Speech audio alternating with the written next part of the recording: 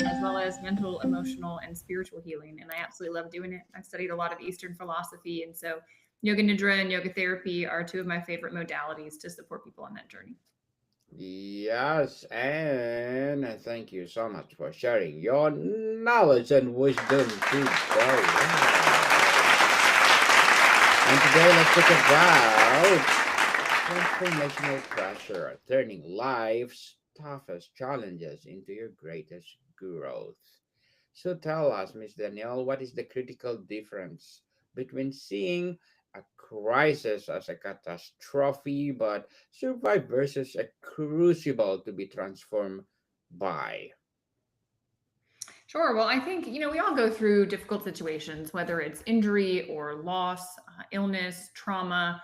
Life throws curveballs at us. And for myself, it came in the form of being hit by a drunk driver and suffering a traumatic brain injury. And I think these situations, they create pressure. They sort of put us in a box and we don't have a way out. And life is saying, you've got to deal with this.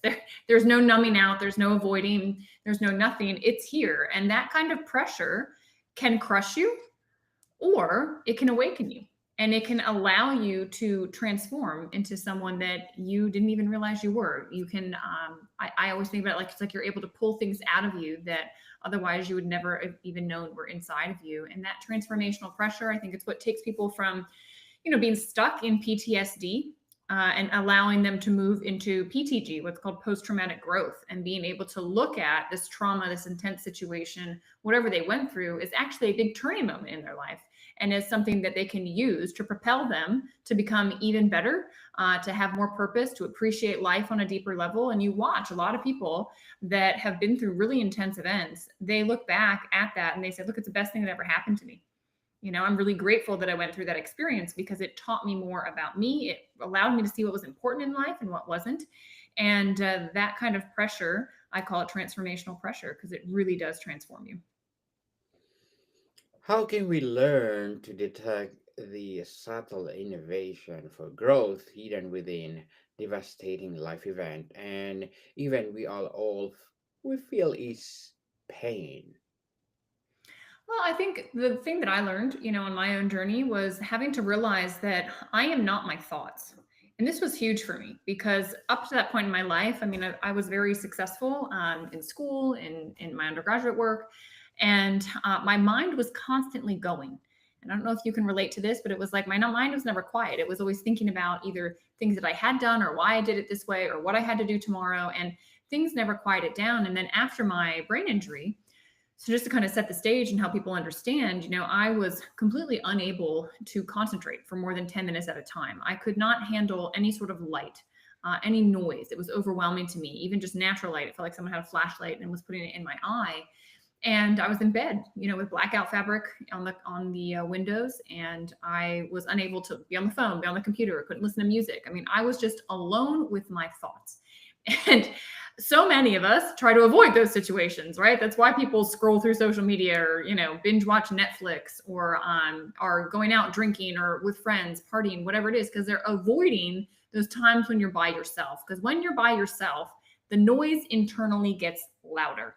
Those thoughts start to happen. They get stronger. The emotions start to bubble up that we haven't wanted to feel. And so I found myself stuck alone in a room with myself. And it was very difficult. I mean, for the first entire year of that, I was extremely depressed. I was having panic attacks nearly every single day, like to the point that I would just hyperventilate. I would cry so much, it would soak the clothes I was wearing. And I had a lot of anxiety because doctors told me there was nothing they could really do.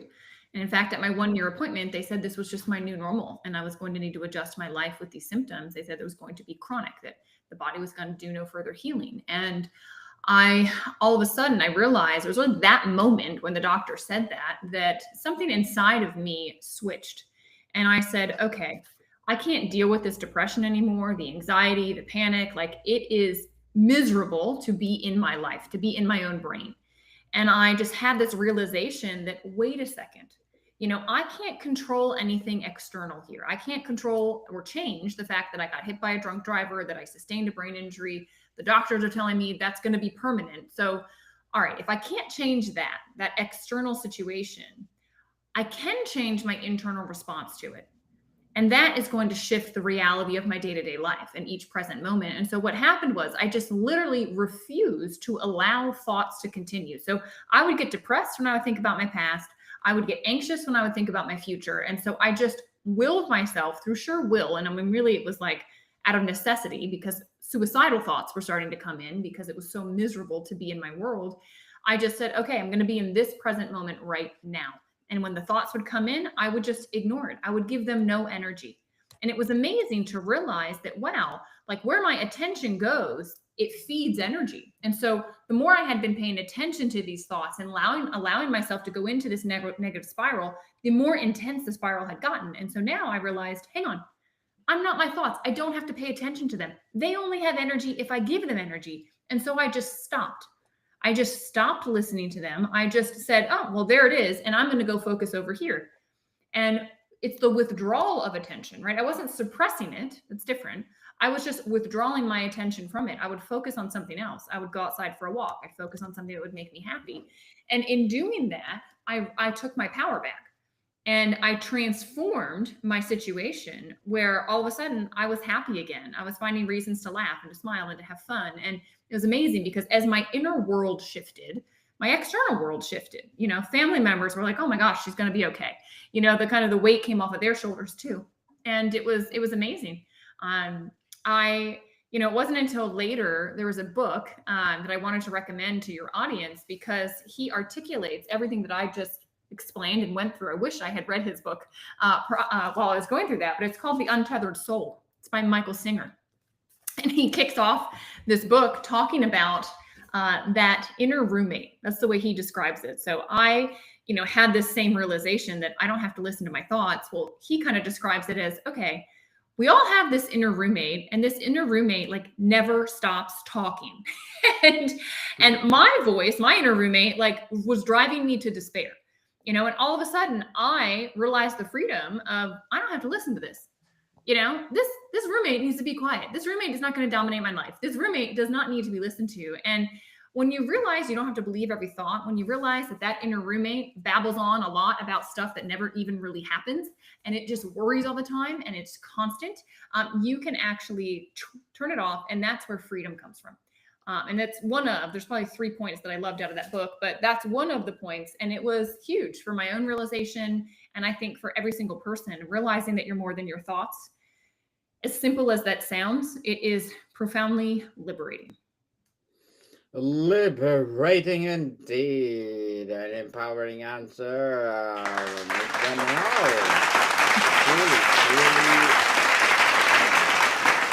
In what ways does the narrative we construct about our suffering, the story we tell ourselves, determine whether it breaks us or supports us?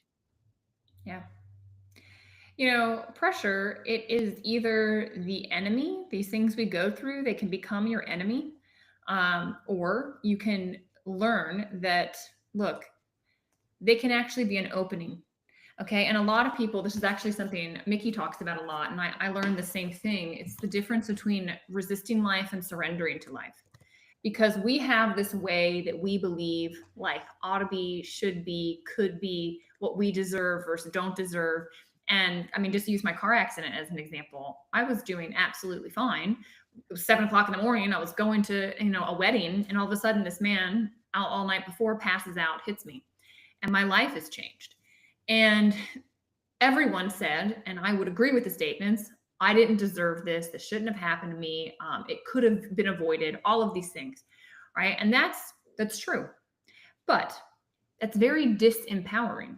So because everyone was saying, well, you were a victim here, I'm so sorry that happened, et cetera, like I had no control over the situation and I felt hopeless.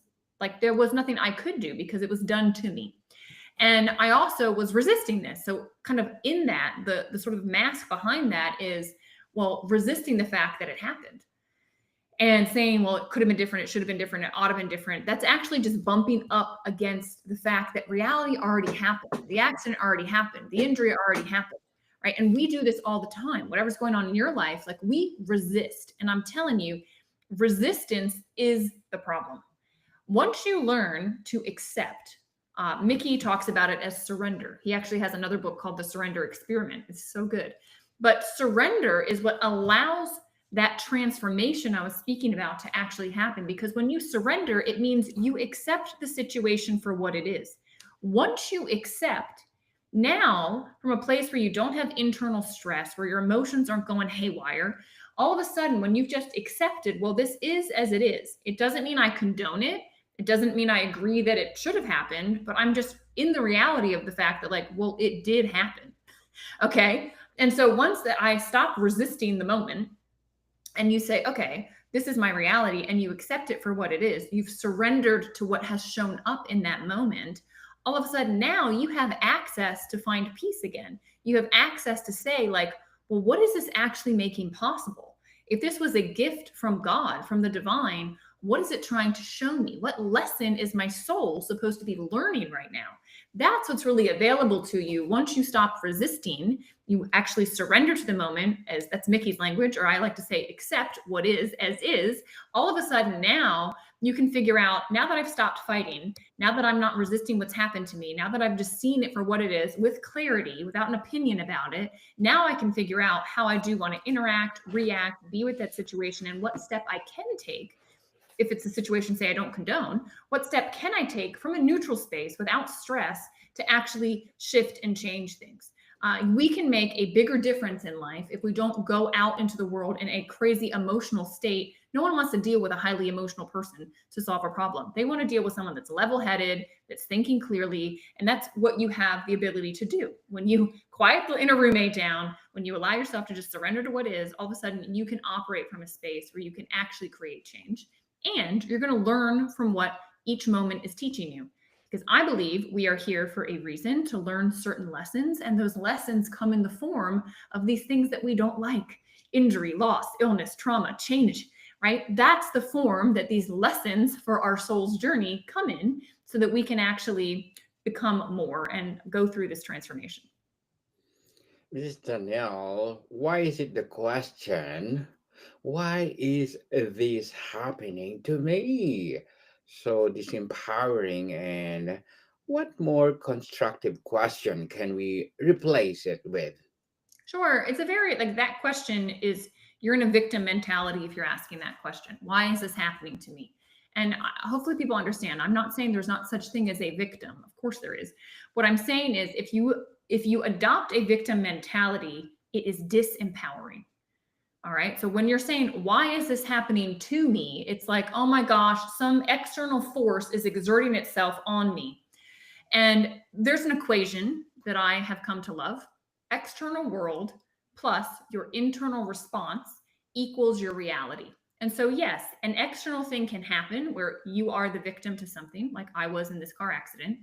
All right. But your internal response to it has a role. There is a piece to the equation that you control. In fact, it's the only thing you control. I would say 99% of stuff that happens in the external world, we have no control over. We have control over our internal choice. It's called our internal karma. And so my first year of my accident, right, I was saying, why did this happen to me? This isn't fair. Very disempowering. So what was my reality? It was one where I was depressed and anxious and having panic attacks and feeling like I couldn't do anything and I had no control over my life. And it was awful. And then I switched and I said, okay, fine. New rules have been put in my life. This has happened, period. Let's surrender to the moment and just say, great, so this is what's here now. These are the rules on my life now. How can I be happy even amidst this external situation? And so that was where I took my power back. I stopped being a victim and I said, fine, this is what's here. Now, what can I do about it? How can my internal response change? What is this challenge making possible is a better question to ask. Rather than making the statement of, why did this happen to me? What is this challenge making possible? If this was a gift, what am I supposed to be learning from this gift? Is it to find your own voice? Is it to realize the power you have inside of you, right? There are so many beautiful gifts and they come in very odd packages. And so we have to switch. We have to shake out of this victim mentality and we need to come in and take our power back. Well, Miss Danielle, tell us, as a brain survivor, teacher, speaker, and yoga therapy facilitator, what are your short term and long term goals? For myself, really, it's just helping people to understand and learn the things that I've learned so that maybe their path can be a little bit easier. So I am very grateful to be in a position where I can help people with their physical health, with their mental, emotional, and spiritual health. And I do it in a variety of ways. I actually run a book club. I love running book club. It's free. People can come in, and we're always talking about great books like this one. Enlightened Minds Book Club is the book club. It's on YouTube. And I love doing that to help people have conversations and be part of a community. It's like we all have this seed of potential inside of us. And so my goal is to create the right soil for that seed of potential to grow for each person.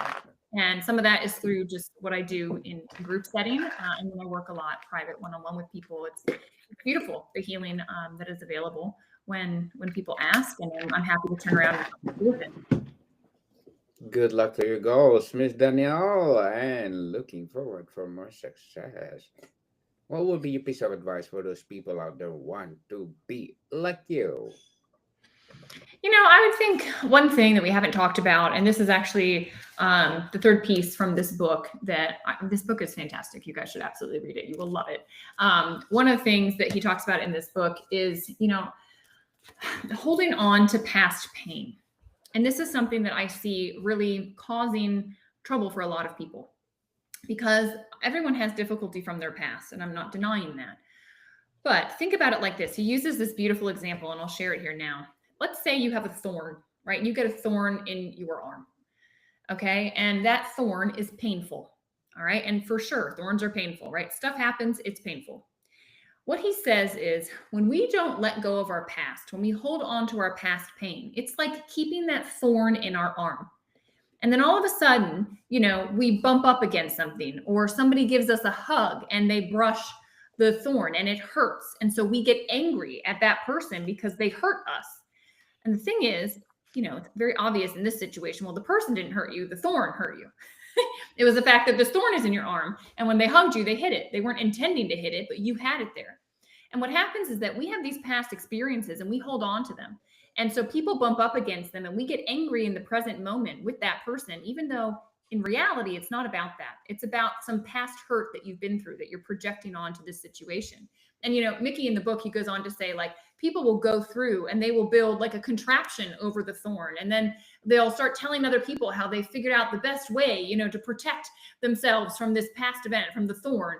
And they sell other people this amazing thing that goes over the thorn. And really their whole life has become about the thorn. And that is exactly what happens with people that get stuck in their trauma. They get stuck in PTSD. They don't move through to post-traumatic growth. They get stuck here. They build all these things to just boundaries right around it. So many people have these, don't do that. That triggers me, all of these things. And what I would say and what he would say is, look, yeah, the trigger is just showing you that you have a thorn there. It's not the trigger's fault. Stop telling people not to trigger you. Actually, the trigger is a blessing. The trigger is showing you where you have something that needs to be removed, where you haven't dealt with something from your past. And so if you go in, what do you actually need to do? It's so obvious when you think about it with the thorn, is that you need to remove the past experience. You need to take the thorn out of your arm. And if you do that, now all of a sudden, when somebody hugs you, they're not going to hit it. You've removed the past experience. And so many of us, unfortunately, we are still in resistance with our past. We're not accepting of the things that have happened to us in our past. And so we are unfortunately having to relive it over and over again. We're getting hurt over and over again because it's getting bumped up against and bumped up against. And it's like, why do I keep getting into relationships with the same type of person, right? They keep doing the same things to me. No, it's that thorn that's getting hit over and over and over again. And so the idea is remove the thorn.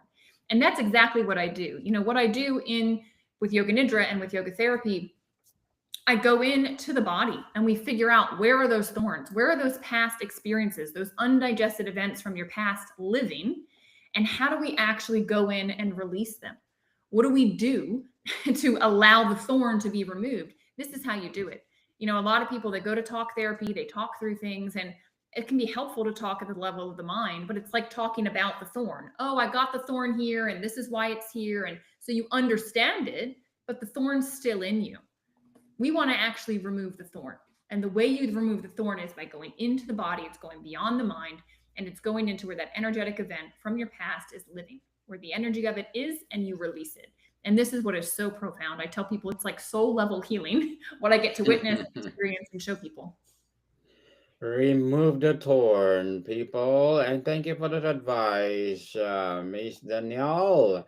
And again, can you please recommend a book or books that influence your journey that you talk about already? But please do expound more. So this book, this is Michael Singer. He has three books. They're fantastic. This one is called The Untethered Soul. I love it. I ran a book club around this. So if you start this book and you want someone to discuss it with and to engage with more, those are all up on my YouTube channel, and you can watch them. But you'll see other books up on my YouTube. We've done, Eckhart Tolle's work, The Power of Now, A New Earth. There's several books up there. We're just about to start another one now. We'll be going live with it starting Monday. So I would just encourage people. I call it Enlightened Minds because I think that we're all looking to enlighten ourselves, to learn things. Knowledge is power. We don't know what we don't know. And so I just love this. And some of the concepts in here, you need to kind of chew on. You really got to digest. They're bigger concepts. And when you really can understand them, they can transform you. And so that's why I run the book club, and happy for, other people to engage with it.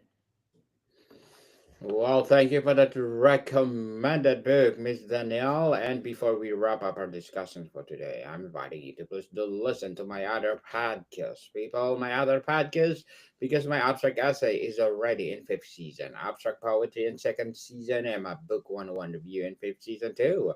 Comedy 101 in second season, and my food 101 in fifth season as well. Geography 101 in fourth season, and my baby podcast, Law 101 and Mental Health 101, Love Letters in third season, and Movie 101 Review and Music 101 in fourth season, and Science 101 and Sex 101 in each second season. Please listen to them wherever you listen your podcast. So, Miss Danielle, if the wound is where the light enters you, how do we learn to carry our scars not as a badge of victimhood, but as a proof of our capacity to heal and to be remade? Yeah, I mean, that's the power of it. That's the power of Rumi's quote. The wound is where the light gets in. Like, pressure doesn't have to break you, it can open you, it can allow you to see the power of what's really inside of you. That's the whole point. We all have this beautiful light inside of us. We are connected to a universal intelligence that, unless life pushes you, you never look inward, you never look inside for answers. We're so absorbed in the external world. And whenever you're going through something intense, it's an invitation. It's an invitation to go inward, to question, to look at things differently, and to pull something different from inside of you. Yes, people, it's inside you. Keep optimistic, not pessimistic. Miss Danielle Matthews, thank you so much for sharing your knowledge and wisdom today. So can you please invite our listeners to support your business, your advocacy, or whatever projects that you're doing right now? Hey guys, come on over for book club. I think that's the most relevant thing here. It's free to join, and we'd love to have you. Yes, people, let's support Miss Danielle Matthews because if you support her, for sure, more and more empowering advocacy to come. So, Miss Danielle, thank you so much for your time. Yeah, thank you. More to come, people. See you